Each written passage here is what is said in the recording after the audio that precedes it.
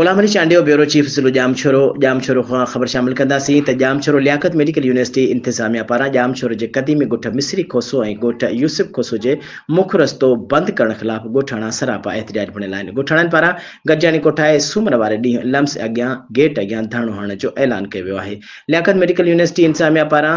2 साल अॻु क़दीमी ॻोठनि जो मुख्य रस्तो बंदि करण ख़िलाफ़ रहवासिन अली मरदा जमाली, पप्पू खोसो, हकीम खोसो, मोहम्मद सचल चांडियो, ज़फर बुलेदी, ज़ाहिद बुलेदी ऐं ॿियनि जी अॻुवाणी में ॻोठ यूसुफ खोसो में गॾिजाणी कोठाई, जंहिंमें ॻोठाणनि वॾे तइदाद में गॾु थी लम्स यूनिवर्सिटी इंतिज़ामिया जे नाजाइज़िन ख़िलाफ़ ईंदड़ सूमर वारे ॾींहुं लम्स यूनिवर्सिटी जे मुख्य गेट अॻियां धरणो हणण जो ऐलान कयो आहे। ॻोठाणनि जो चवणु आहे त लम्स यूनिवर्सिटीअ जो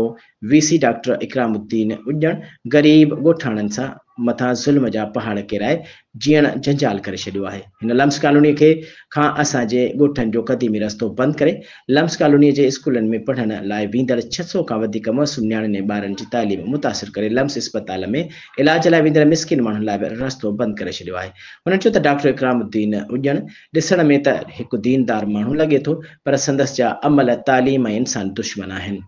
हुन चयो त कुझु ॾींहं पहिरियां बि असां उन रस्ते जी बहाली लाइ लम्स गेट अॻियां धरणो हयो हो, जंहिंमें असांखे लम्स यूनिवर्सिटी जे रजिस्ट्रार हाजी मोहम्मद शेख रस्तो खोलण जी ख़ातिरी कराई, पर हाणे उहो बि चवे थो त मुंहिंजे हथ में कुझु बि न आहे। ॻोठाणनि वधीक चयो त वीसी डॉक्टर इकरामुद्दीन उॼण पारां असांजे ॻोठनि जो क़दीमी रस्तो बहाल न करण ख़िलाफ़ असां हज़ारे ॻोठाणा ईंदड़ सूमर वारे ॾींहुं पंहिंजनि ॿारनि बचनि समेत लम्स यूनिवर्सिटी गेट अॻियां धरणो हणंदा।